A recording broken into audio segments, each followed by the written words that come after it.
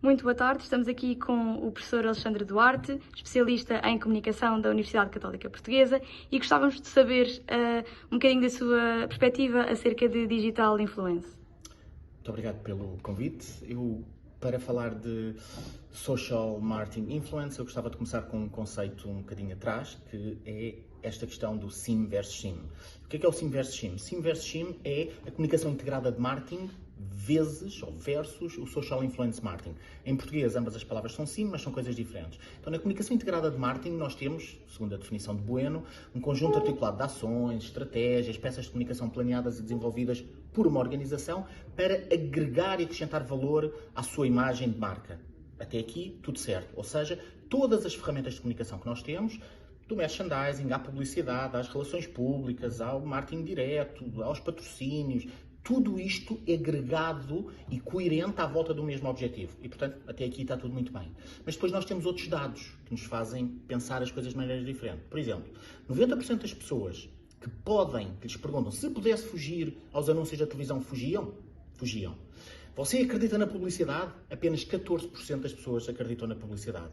Confia mais na opinião dos seus amigos, dos seus colegas, dos seus familiares ou acredita mais na publicidade?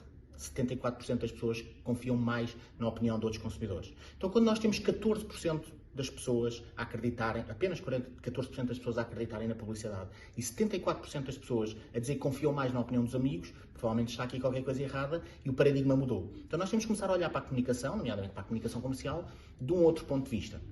E se eu vos fizer uma pergunta que é, quando é que foi a última vez que compraram ou que fizeram uma compra baseada na comunicação integrada de marketing? Isto é, quando é que foram influenciados pela última vez, depois de terem sido persuadidos através de uma mensagem comercial da tradicional comunicação integrada de marketing? E atenção, isto não está nada errado. E se eu perguntar à maioria das pessoas, começa a pensar, a fazer aqui este exercício e não chega lá. Porquê? Eu diria, porque se esqueceram do outro lado. Ou, por outras palavras, do outro sim. Então, o que é o outro sim? É o social influence marketing. Então, o que é, vamos passar um bocadinho também mais atrás, o que é a social influence? Então, a social influence, segundo a Lisa Rashot, é o processo pelo qual os indivíduos mudam os seus sentimentos, mudam as suas atitudes, mudam os seus comportamentos, isto é muito importante, como resultado da interação social, enquanto indivíduo, ou enquanto grupo, ou enquanto membros desses grupos. Então, o que é o social influence marketing? Então, o social influence marketing usa estas relações que são naturais, que são básicas do ser humano, que são as relações sociais, para tentar com que através dos social media, através dos social influencers, consigam atingir e garantir que a organização atinge os seus resultados. E para falar nisto, quaisquer que eles sejam, eu gostaria de vos falar de uma coisa que é aquilo que eu chamo os 6 Cs do SIM.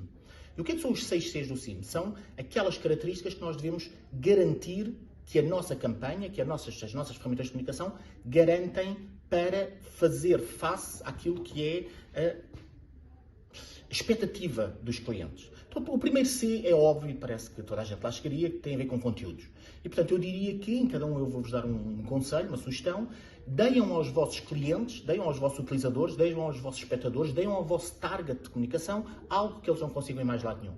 Porque se o conteúdo que eu estou a gerar, se o conteúdo que eu lhes estou a proporcionar for fácil de encontrar em qualquer lado, for banal, então eu não tenho vantagem nenhuma. O segundo C é customização.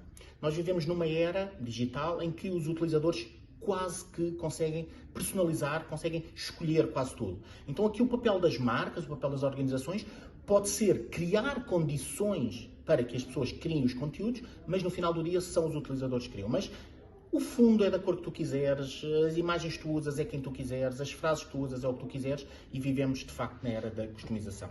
Depois, uma outra coisa muito importante é a questão da comunidade. Ou seja, se nós pensarmos, nós agregamos-nos à volta de interesses comuns e com duas coisas fundamentais nas nossas relações sociais. Uma é a confiança. Eu não pertenço a um grupo do qual eu não tenho confiança, a não ser que seja obrigado. Seja um trabalho em que eu não confio naquelas pessoas, mas tenho que lá estar por um bocadinho. Mas mesmo assim isso não é duradouro. E a segunda coisa é, de facto, nós termos coisas em comuns, nós temos interesses em comuns. Então o que é que as marcas e as organizações têm que fazer? Têm que perceber isto. Têm que perceber muito bem o que é a sua comunidade, qual é o motivo que traz essa comunidade agregada, quais são os pontos de interesse e, obviamente, depois levar e entregar estes deliverables, se quisermos, aos seus consumidores, ao seu target de comunicação. Um outro C muito importante é comércio. Nós tendemos a esquecermos que isto do social media é tudo muito interessante, os social influencers, mas no final do dia o social influence marketing também implica objetivos comerciais. Agora, a questão é como é que eu consigo obter ganhos através de uma coisa que parece simples, mas não é, que é a relação contínua. Eu quero um cliente não para me comprar hoje mesmo, me compre muito e que se vá embora, eu quero um cliente que mesmo me compre menos, continue uma relação comigo durante muitos anos. E isso é completamente diferente. Outro C é o comprometimento. O que é que isto quer dizer? O comprometimento explica-se desta forma. Os consumidores, os utilizadores, e vamos pensar em nós próprios, todos nós queremos, quando eu compro, quando eu adquiro, quando eu me relaciono com uma marca, com uma organização, eu espero benefícios, obviamente. Eu pago por um determinado benefício, mas eu espero que essa empresa, essa organização, essa marca também contribua para a comunidade, também se comprometa com sustentabilidade, com compromissos sociais, com respeito pelos valores humanos, por tudo isto. Outro é a conversação. A conversação é o último C e é provavelmente dos mais importantes, diz isto. As marcas devem saber ouvir. Antigamente, a comunicação chamada tradicional, um anúncio de televisão, era unidirecional. Eu estou em casa, recebo aquela mensagem. Eu passo no outdoor, recebo aquela mensagem. Eu estou na rádio, recebo aquela mensagem. Eu leio uma revista, recebo aquela mensagem. Com o mundo digital, esta relação deixou de ser unidirecional. Esta relação deixou de ser só do emissor para o receptor, do anunciante para o consumidor. Então, hoje em dia, nós temos canais de resposta. Então, as marcas devem saber ouvir, devem saber respeitar, obviamente, e devem conseguir isto, que parece mais fácil do que é manter uma conversação verdadeira, manter uma conversação não intrusiva, respeitar, ouvir e saber atuar perante os seus consumidores desta forma. Eu espero que tenha sido elucidativo. Muito obrigado pela oportunidade. Muito obrigada por ter aceito o convite